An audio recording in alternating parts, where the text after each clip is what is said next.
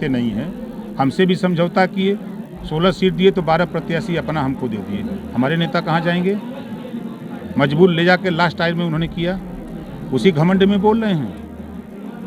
Bahujan Samaj party के विधायकों को तोड़ करके सरकार चलाए, भूल गए कहा वो?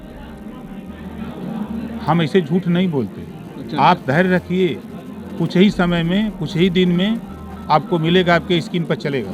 तो कुछ दिन पहले चर्चा हो रही थी कि आप एनडीए के साथ जा रहे हैं, लेकिन अब चर्चा ये भी हो रही है कि एक सीट पे बात नहीं बन पा रही है, इसलिए जो है हमारी किसी से कोई बातचीत नहीं है।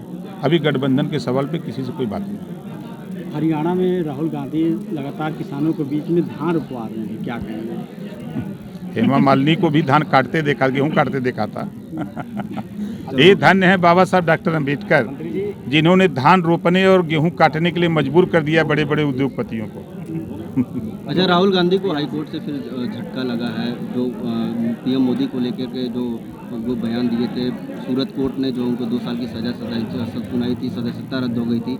हाईकोर्ट में इनके जो है चैलेंज को खारिज कर दिया है। वो तो कोर्ट है, कोर्ट का मामला है, कोर्ट फैसला उसका स्वागत योग्य है।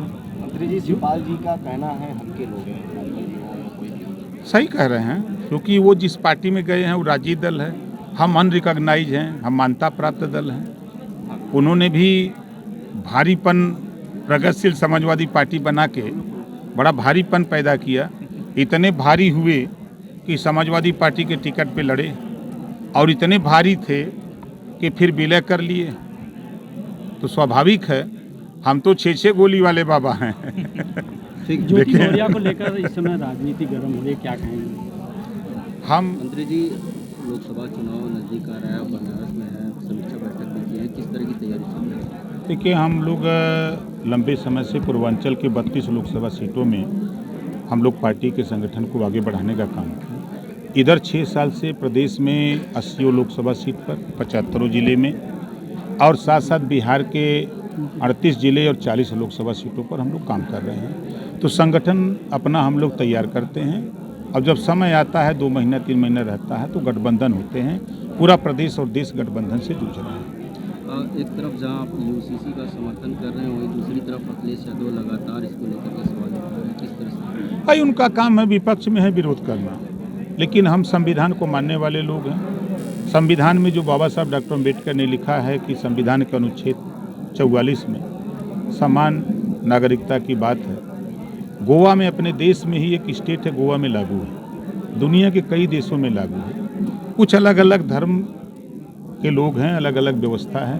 तो हम तो सरकार से यही कहते हैं कि धर्म गुरुओं को, धर्माचार्यों को, आदिवासियों के लिए जो अलग कानून है, उन आदिवासियों को साथ में सबको एक जगह बैठा करके बातचीत करके इसको लागू करें, कोई दिक्कत नहीं। मंत्री जी, लगातार विपक्ष की बैठकें चल रही हैं और अखिलेश यादव लगातार सभी पार्टियों से मिल रहे हैं। नई रणनीति बनाने की तैयारी है और पीएम का चेहरा भी बताया जा रहा है। हर नेता ऊपर जाने की कोशिश करता है, ऐसा नहीं है।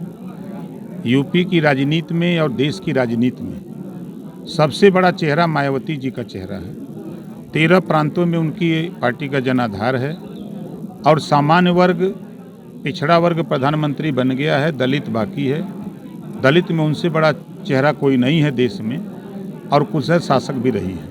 एक पोस्टर वायरल हो रहा है जिसमें पीडीए वर्सेस एनडीए बताया जा रहा है। पिछड़ा, दलित, अल्पसंख्यक की बात कर रहे हैं अखिलेश यादव, कह रहे हैं कि इस बार जो है एनडीए नहीं पीडीए की सरकार बनेगी। तो पीडीए में जो सामान्य वर्ग है उनको तो इस्तीफा दे के चले जाना चाहिए था। जब पीडीए में सामान्य वर्ग की ज़रूरतें नहीं है, तो जो लोग हैं तो बेकार हैं, वहाँ बाजा बजा रहे हैं, उनको तो लौट जाना चाहिए छोड़ के। पूरा विपक्ष एकजुट हो रहा है, 12 तारीख को फिर बैठक होने जा रही है, सीटों को लेकर के बातचीत हो सकती है। क्या आपकी किसी से बातचीत हो रही है? हम 7 अक्टूबर को एक कार्यक्रम गांधी मैदान पटना में रखे हैं, और वहाँ वंचित शोषित जागरण महारैली करेंगे।